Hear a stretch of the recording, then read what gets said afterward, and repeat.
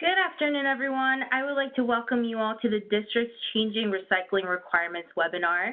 We're really at a time of exciting growth for recycling in the district, and today we will go over 3 key changing requirements that will be effective next January. Thank you all for taking the time to join us today. Here is our agenda for today's webinar. We'll do some quick round of welcomes and introductions. We'll go over current recycling requirements and discuss new upcoming requirements that will be effective in 2018. We'll review how this may impact stakeholders, and we want to take some time to solicit some feedback in terms of what resources may be helpful to transition to this new recycling list. We also have some colleagues from DOEE who will be doing an overview of the food service packaging rules in electronics recycling. Quickly, some housekeeping information. Today's webinar will be recorded and available online. We will be emailing everyone with resources and the slide deck after this webinar. If you have questions or feedback, there will be opportunity at the end for Q&A. So please use the chat function on the right to message us, or you can also use the raise your hand function. If you forget your question, we will share our contact information so you can contact us directly.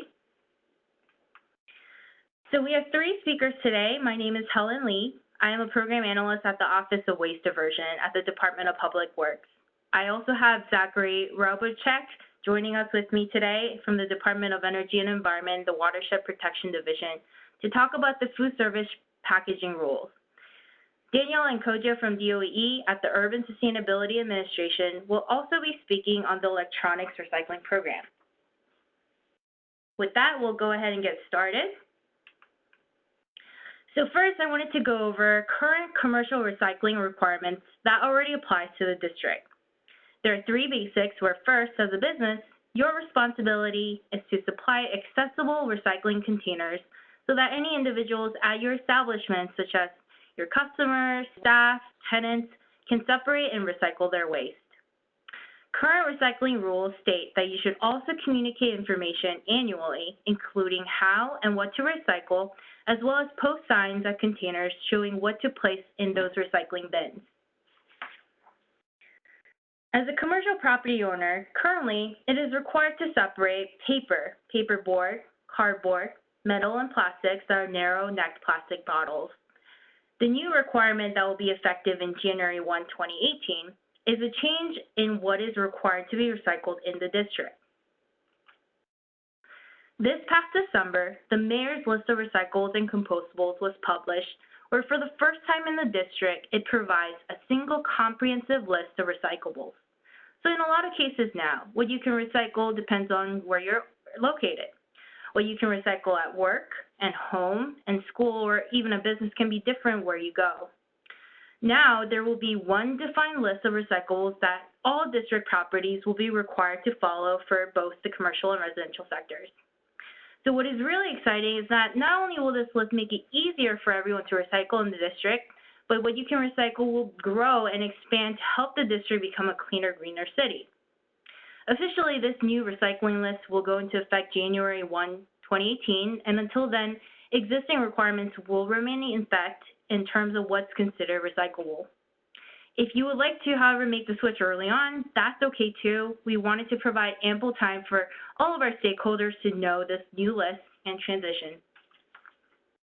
So this list was created by a survey of the recycling facilities in our region, where we asked recycling facilities over 70 different product types which materials they would accept but do not want or reject.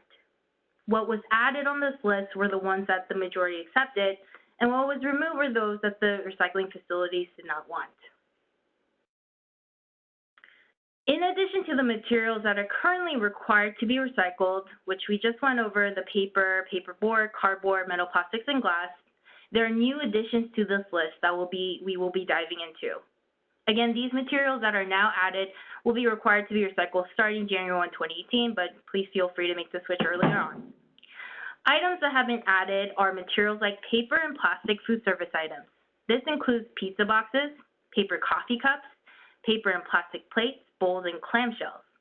These materials should be clean and empty of any food or liquids.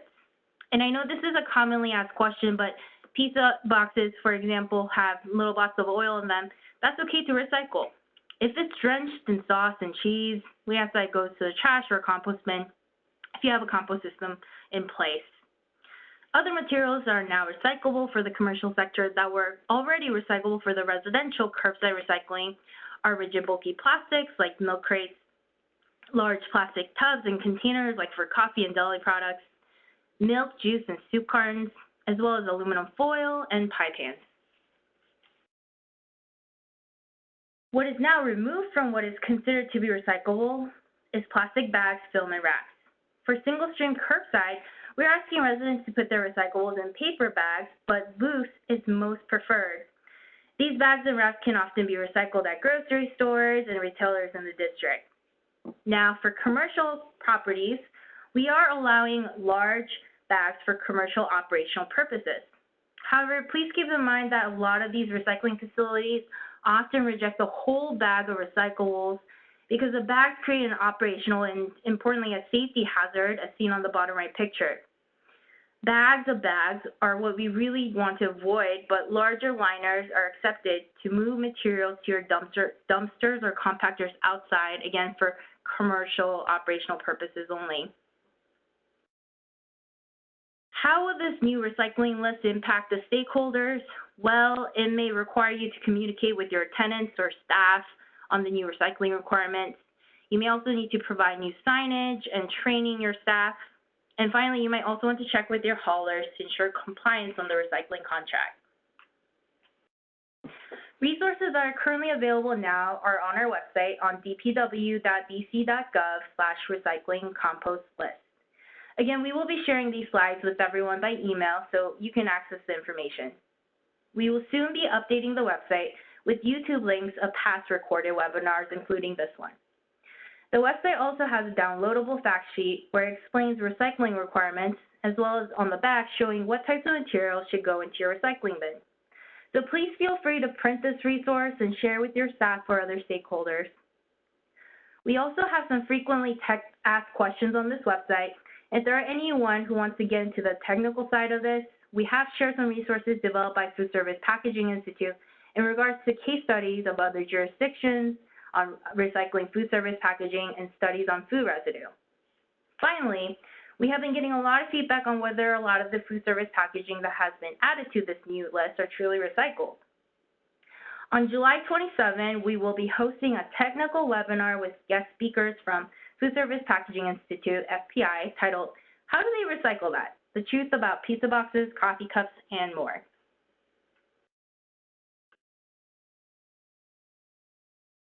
Another resource that is available to district businesses is our new compactor grant program. This is a total of $1 million grant where eligible district business owners may use this grant to purchase or lease a compactor to collect and compact bulk trash and other waste such as recyclables. Businesses will be able to receive up to $13,500 for the purchase of an eligible compactor or up to $9,000 for the lease of an eligible compactor. The equipment must be installed at a business located in the district. The applications are now open and will be accepted on a rolling basis with the submission deadline at September 8, 2017. If any businesses are interested in reducing the frequency of hauling and potentially reducing hauling costs, as well as containerized waste to prevent pests such as rodents, this is a really great opportunity. Another exciting resource that is geared more towards the residential sector is the newly established food waste drop-off program. While this program is more about composting than recycling, this new program is a new free service that allows district residents to drop off food scraps to be composted right here in the district. The service is available in all 8 wards and located at designated farmers markets throughout the district. So in addition to these resources, we are also in development of new tools and resources for commercial properties to successfully transition to the new recycling list. Examples of these tools that are in consideration include dumpster decals to help your back of house staff identify correctly separated waste, recycling trash. We're looking at recycling trash and compost signs that you can put on or near your bins, fact sheets that can be shared with your staff, and updating our commercial recycling guide. We're also creating sample emails that can be sent to tenants and employees regarding recycling, as well as sample newsletter articles that can be customized to help you spread the word. Finally, we're also looking at developing a calculator to help you estimate how much volume is required for recycling to be captured.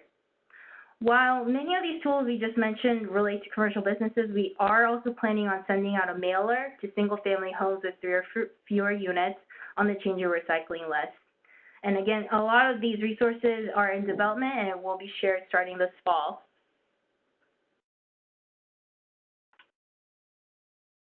Before we move on to other recycling requirements, I do want to take some time to answer some questions.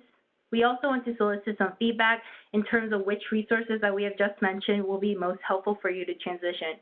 As we get this feedback, we will be focusing on publishing those tools and materials.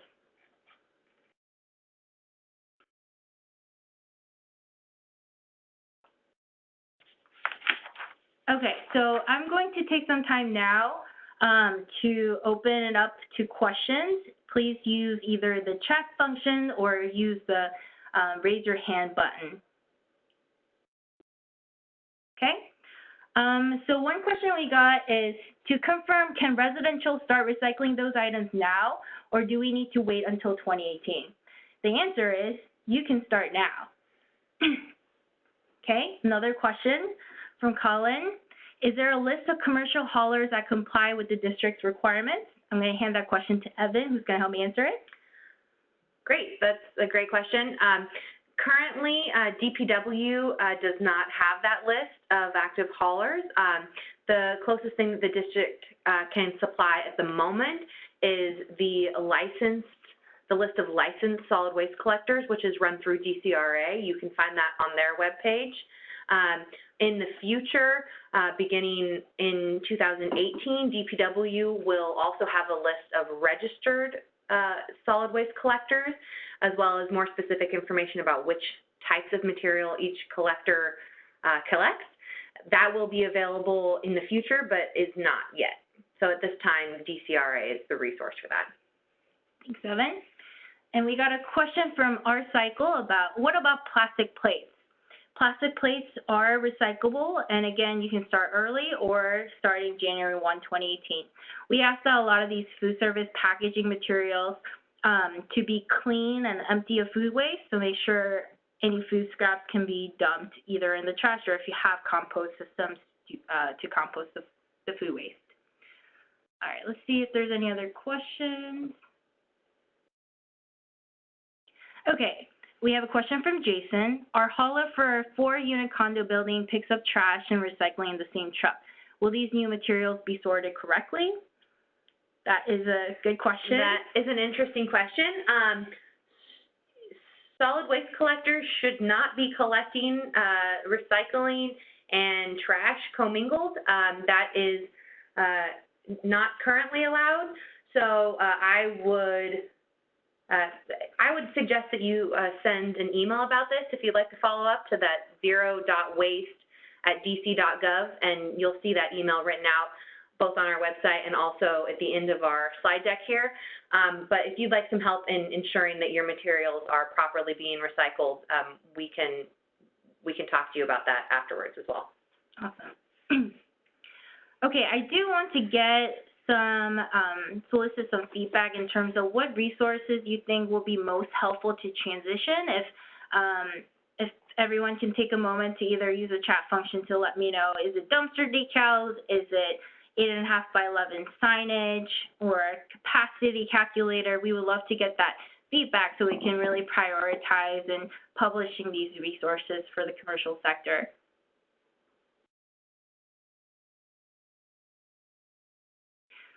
While we get that feedback, we do have another question. Will employee training be required? Will you supply resources for that?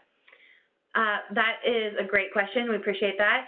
Janitorial training is a requirement of the Sustainable Solid Waste Management Amendment Act of 2014, but there are not current regulations that go along with that. It is definitely a best practice to, at a minimum, train, waste-related employees at least annually, and that is something that we would like to provide help with however we can. And if you think that that is is the resource that would be most helpful to you, a training guide for your janitorial staff, that is definitely something that we can add to our proposed material development list in the meantime to work on that, because we agree that it's definitely a best practice. Great. And we've been getting some feedback in terms of resources that would be helpful, and we're getting a lot of feedback on signage and handout for tenants, as well as website updates would be valuable. Thank you for that feedback. We have another question. Oh, and also, will the resources be available in multiple languages? We will definitely be looking at translating a lot of these resources and making them available. We have another question. Where can we find the new fine schedule? For example, requirements and associated fees? That is a great question. Thank you. There are some, with these upcoming changes, some of the specific fine schedules will shift. That I don't know the reference off of the top of my head, but there is a recycling chapter currently, and that's where the recycling rules live. In the upcoming months, the recycling rules are being integrated into the solid waste chapter, and then all of those fines will live together. If you could please provide your email, we're welcome. I'm happy to share the specific fine reference for the fine schedule, but I should know that off the top of my head, but I don't. So we will get back with you on that. I have another question about plastics from Amy.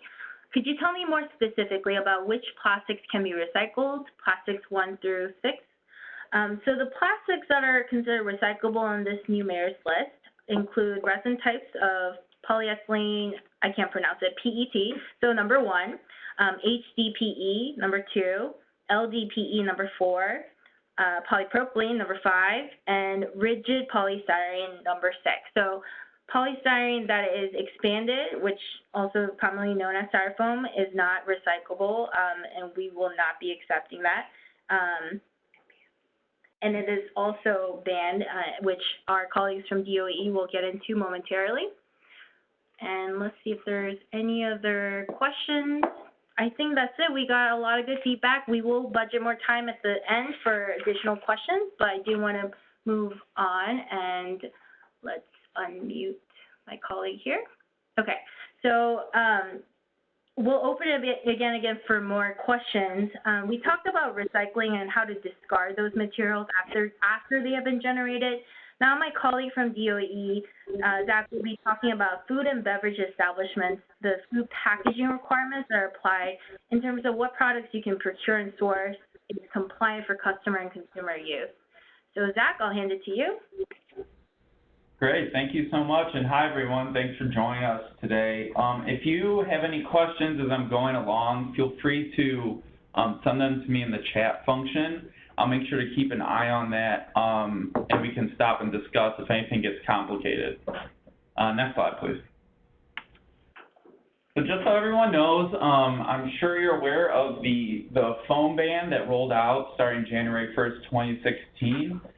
In that same act, there were also requirements starting January 1st of this year that no food service should or can sell packaging that is not compostable or recyclable.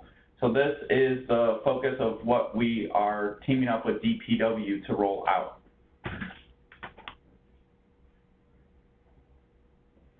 So what is recyclable and compostable?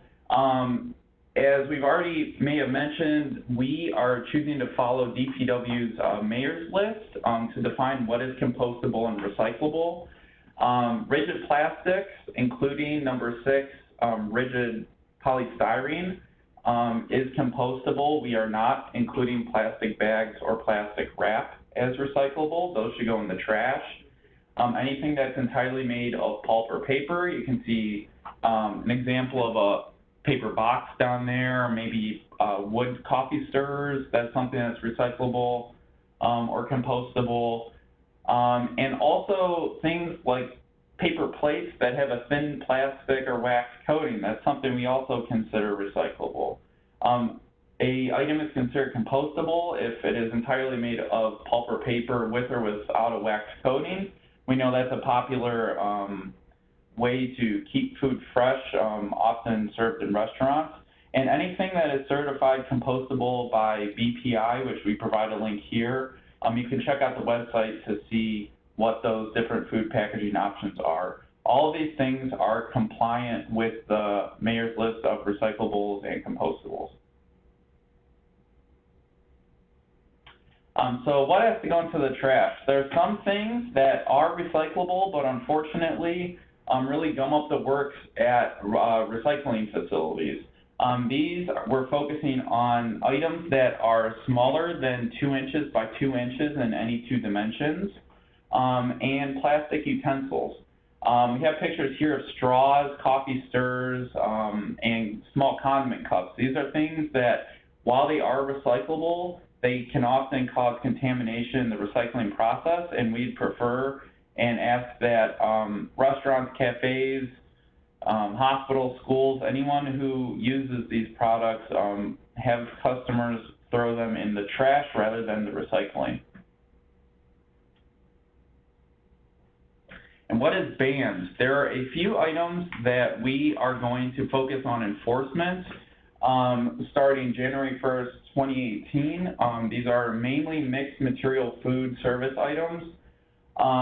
So you can think of, you see here a picture of a hamburger that's wrapped in a foil-lined paper wrap.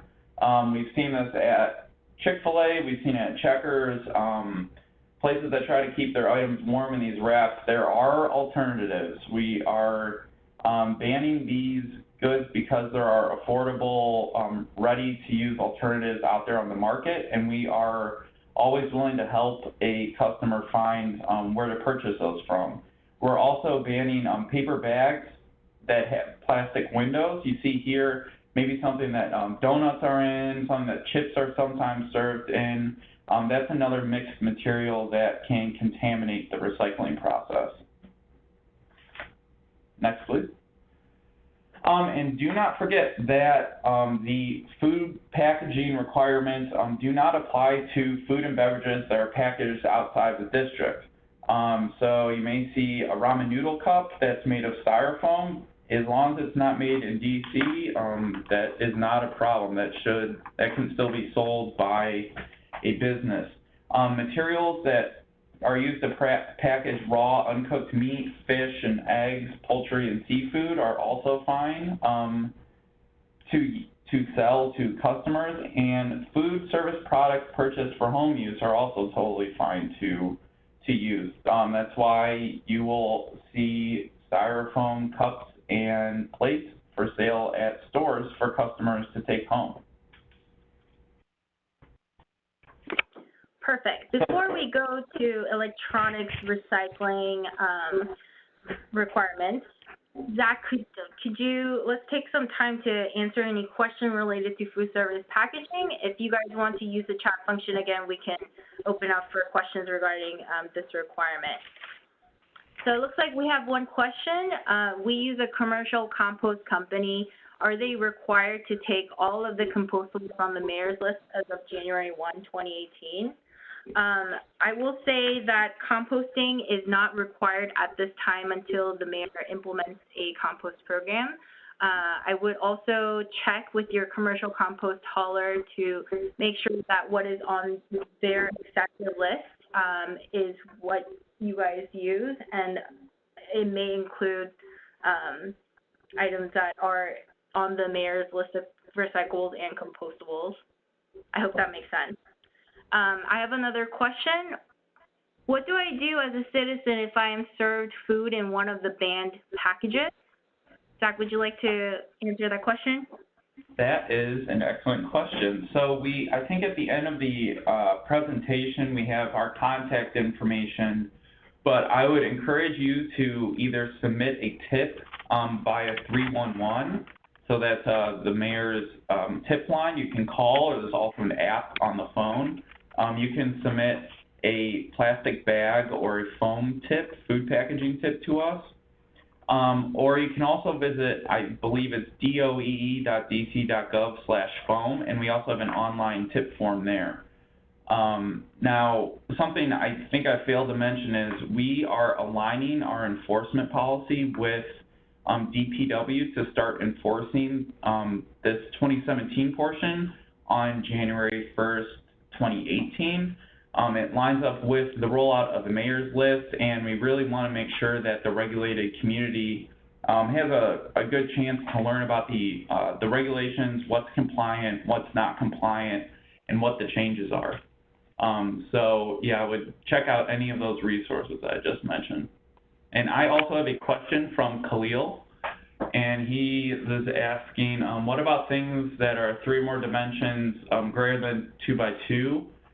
Those things can be recycled. I'm trying to think, maybe a box or of some sort. We're mainly focused on small items like straws or coffee stirs that are really too small and can contaminate that recycling process. So anything that's larger is fine to recycle. Okay, I also do want to mention to everyone that while the 2 by 2 inches in 2 dimensions, we would like for that to not go in the recycling and in the trash stream, but it does not prohibit the recycling of those materials if they have another means of collections or recovery. So I know that Whole Foods, for example, uses the Give Me 5 program to recycle cutlery, and they collect only cutlery and those utensils to recycle. There's also, places like TerraCycle, which accepts other forms of recyclables. So even if so I just want to clarify that it does not prohibit the recycling if there are other means. Thanks for clarifying. Okay, I think I have one more question. Let's see.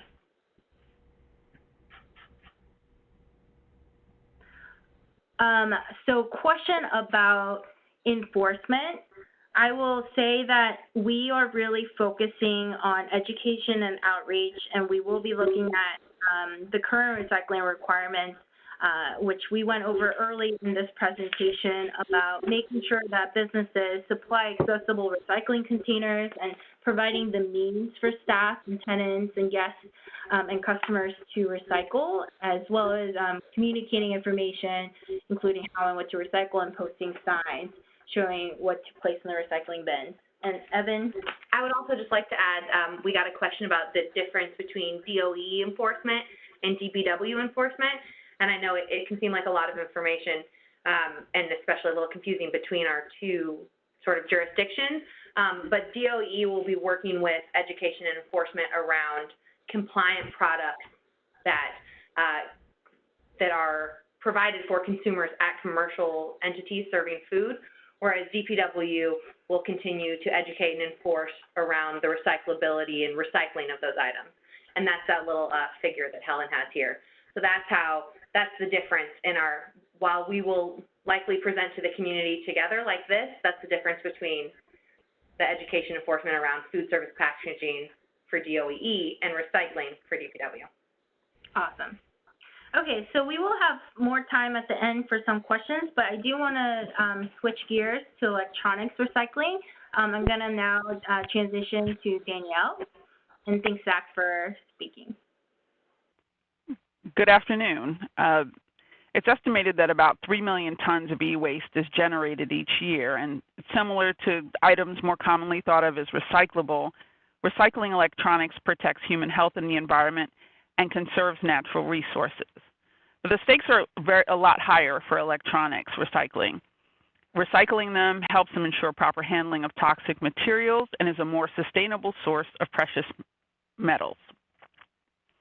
The district's Sustainable Solid Waste Amendment Act of 2014 created eCycle DC, an extended producer responsibility program that requires manufacturers of covered electronics to collect e-waste generated in the city.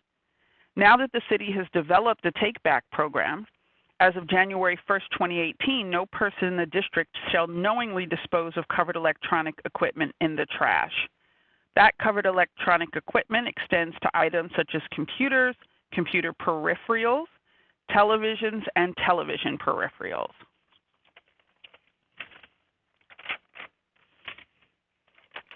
If you're living in a multifamily apartment building, or you're in a commercial building, or more importantly, that you're managing a multifamily or commercial building, it is your responsibility as a property manager to inform your tenants. There will be flyers that are available for you to download and post or share with your tenants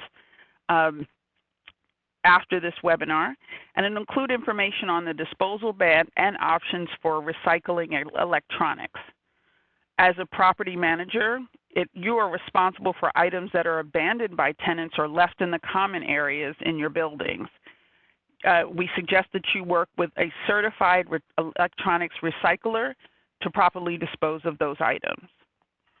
We have information available on our website, a list of local recyclers, and also a list of take-back programs that are being provided through manufacturers for items that are sold in the District of Columbia.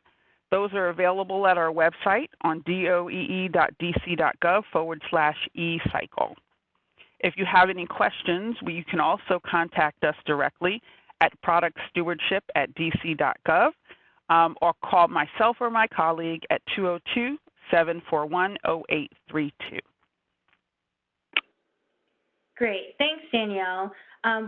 Before we hit the questions and additional feedback, I do want to get into the timeline again with all of the requirements that we just discussed. So back in December of 2016, we released the mayor's list of recycling requirements, and we did notify all of the recycling facilities, all of the solid waste collectors, the haulers, recycling haulers, as well as the trade associations of this list. So they are informed. We're currently in this phase 2 where we're notifying district businesses really early on so that everyone can make adjustments if necessary. We're doing around the stakeholder engagement series, conducting education and outreach like this webinar and in-person meetings to really delve into the recycling list. And again, we talked about the tools and resources that we are developing to help everyone transition.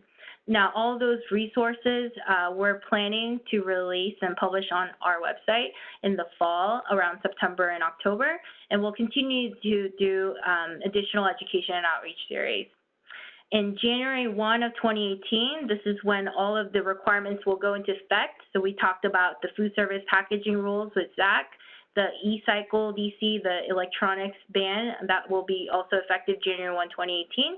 And finally, the mayor's list of recyclables and compostables will be effective. That's when all properties in the districts will need to source separate the recyclables.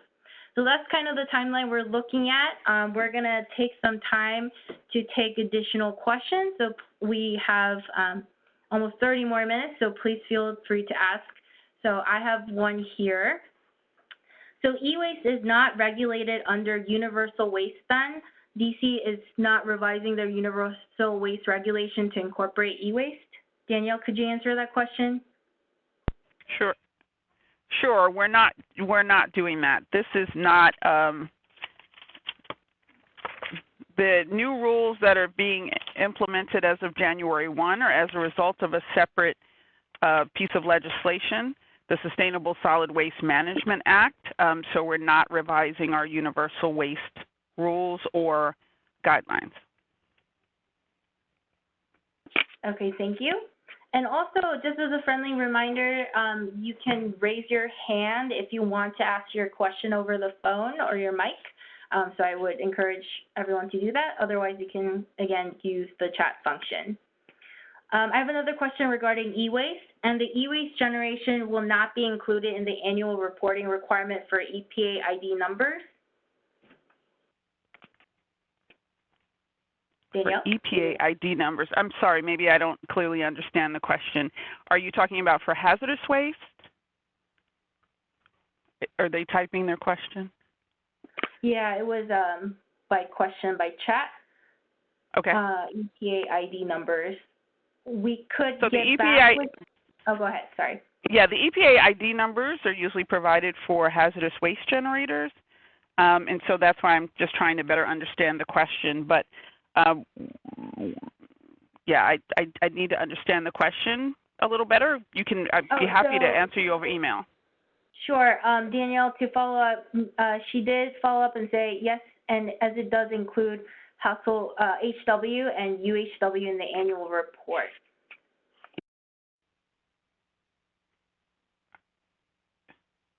So then what is the question again?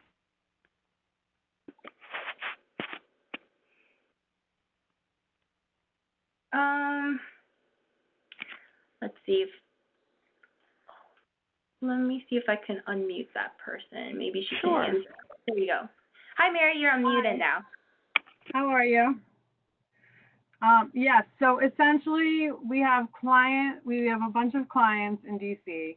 They have to do their annual EPID number renewal, which then asks the requirement of how much universal waste you will generate. So that's why I wanted to check to make sure that you guys, this wasn't inclusive under the universal waste regs. So in other words, it would be an extra thing to note of how much you generated besides just lamps and ballasts and any hazardous waste. So the reporting requirements for the electronics are from the manufacturer's perspective. So not if one of your clients, say, is a commercial building manager or you're managing a commercial building, it's a different reporting requirement, and it wouldn't, unless they were manufacturing as well, which I really don't think we have much of that in the district, they wouldn't also be required to file a report under the e-waste program. Okay, great. Thank you. That was it. Okay. Sorry for the confusion. Not a problem. Yeah, it looks like raising the hand might be a little bit easier. So if there's anyone who has a question and wants to use the raise the hand function, I can unmute you. I do have another question. Recycling versus food residue. How do fast food and food court operations manage if they are not composting? That is an excellent question. Yeah, and as Helen mentioned, right now commercial properties aren't required to have a composting program. So unfortunately, the answer is that if the materials are highly contaminated, to the point where they cannot be recycled, then they do need to be placed in the trash. Although we are excited to support in any way we can companies and encourage companies to do voluntary composting if they choose to do so. Right, and I will also add on that DPW recently completed a compost feasibility report, and we can share that information. It is on our DPW's website, and it assesses the feasibility of expanding and doing curbside collection of organics in the district. So it looks at I believe, commercial food waste generated in the district as well, and some of the estimates of that quantity. So, we, again, will share that information with the report with everyone after this webinar. Any other questions or feedback?